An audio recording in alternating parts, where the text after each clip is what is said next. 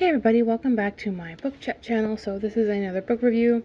If you've been following me the last couple of weeks, you know that I have been reading the Ashcraft series or Ashcraft Academy series by K.M. Charron, and I have reviewed books 1 and 2. And I have just recently finished reading book 3, so this is a review on that. Book 3 is called Wilde Abandoned. And again, 5-star read for me. So far, this series in general is a 5-star read. It doesn't matter if it's book 1, book 2, or book 3. I have found that each and every book has drawn me in fairly quickly. And it just leaves me on the edge of my seat waiting to know what's going to happen next. And, you know, I end up quite excited to pick up the next book and find out what happens next. So while book 4 apparently has just been finished, it hasn't been released yet, and there isn't a date on it just yet, but rumors are that it'll come out sometime in the fall. So I am incredibly looking forward to that, or rather really looking forward to that. And yeah, so in the meantime, this is a book review on book 3. I'll quickly run through the synopsis like I usually do and then go from there. Wilde Abandonment synopsis. Just when things couldn't get any worse, Wilde Abandoned is book 3 in the Ashcraft Academy series, an incredible new YA contemporary fantasy with many more books to come.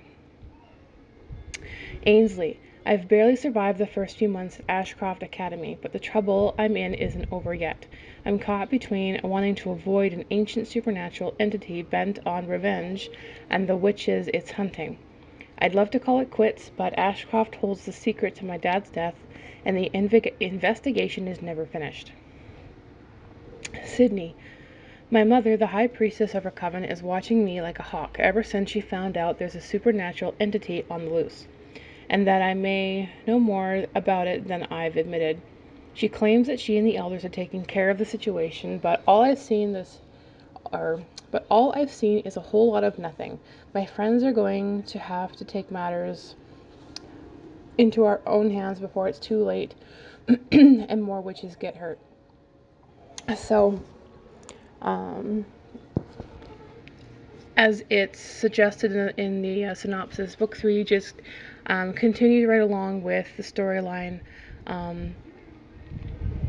from book 2, and so far it's been a very nice flow from book 1 to 2 to 3.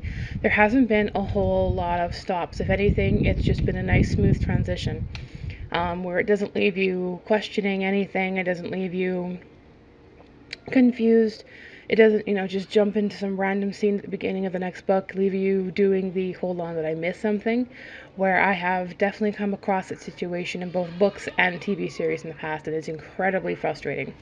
So I'm really happy that this book series so far does not do that. And again, I'm finding that the more you get into the world of the story, the more I find myself just really enjoying it. The characters are really relatable to your high school drama type situation, and it leaves me really rather thirsty for more. And I have to definitely say, not to give too many spoilers away or anything, but I really like the uniqueness in which Ainsley and Sydney coerce and the different things that they have to face together. Two kids that are incredibly different thrown into a situation that they have to basically learn to deal with and solve, considering, it's something that, in a sense, they caused themselves. So I like the fact that the two of them work together to try and take responsibility and solve a problem that they basically created.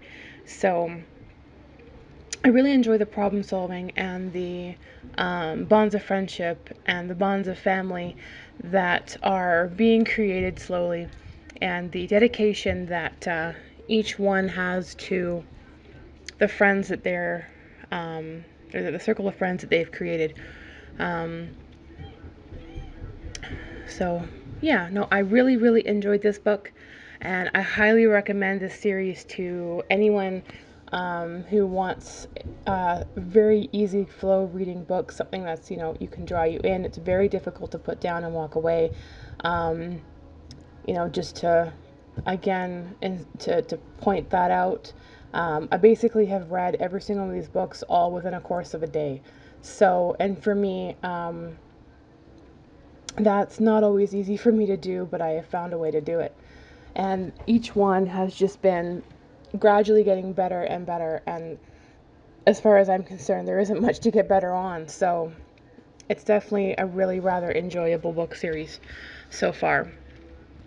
And again, as I said in the beginning of my video, that there isn't a release date for book 4 yet, but it has been finished and there is hopes for it to be released sometime in the fall. So I will definitely keep an eye on that. In the meantime, I highly encourage you again to pick up this series and check it out. Let me know in the comments if you have read this series yet, if you're planning on reading it. I would love to gush over the series with someone who may have read it already. Yeah, so thank you so much for checking in, and I hope to have another book review for you again soon. Hope you all have a great weekend. Happy reading.